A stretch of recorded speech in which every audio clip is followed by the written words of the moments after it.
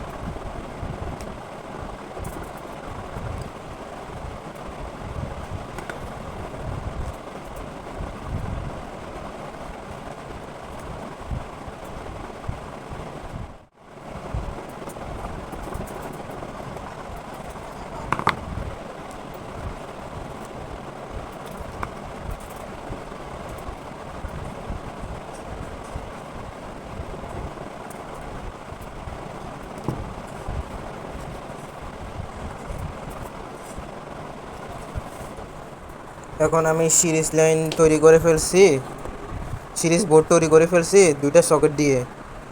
এই একটা লাইন থেকে এখানে একটা লাইন যাবে, আর একটা লাইন এটাতে যাবে, আবার এটা থেকে লাইন এটাতে যাবে, তাইলে সিরিজ লাইন হয়ে যাবে। এখন আমি লাইট লাগিয়ে দেখাবো সরাসরি। আজকে সিরিজ লাইন বানানোর জন্য একটা 200 ওয়াটের বাতি নিয়ে আসলাম। সেই বাতিটাকে এই প্লাস্টিকের বোর্ডের ভিতরে লাগাবো গাম দিয়ে। তো বোর্ডের পিছনের অংশটা ভেঙে ফেলছি, এরপর বাতিটাকে এখানের মধ্যে বসাবো গাম দিয়ে, তারপর উপরে প্লাস্টিকের ঢাকনাটা লাগাই দিব। তাহলে এরকম করলে আর ভাঙবে না বাতিটা। তোমরা চাইলে এই পদ্ধতিটা অ্যাপ্লাই করতে পারো। আমার সিরিজ বোর্ড বানানো শেষ হয়েছে। এখানে একটা 100 ওয়াটের লাইট দিয়ে দিছি, লাইটের উপরে একটা ঢাকনা দিয়ে দিছি যাতে না ভাঙে। এবার লাইটটাকে একটা ভালো লাইট, সিরিজ বোর্ডটাতে একটা ভালো লাইট লাগিয়ে টেস্ট করব।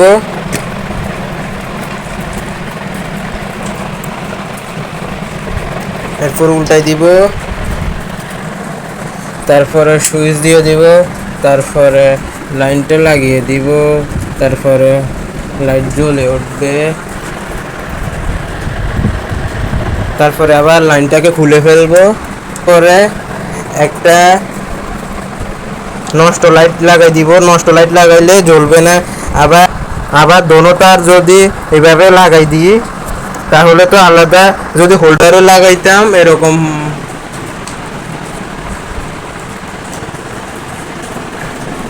এরকম হোল্ডারে লাগাইলে তো এটা ফুটে যাইতো, কিন্তু সিরিজ লাইনে লাগাইলে ফুটবে না। এখন এটাতে সিরিজ লাইনে লাগাইবো, দেখি এটা ফুটে কিনা। এরপরে লাইনটাকে বোর্ডে লাগাইয়া দিব,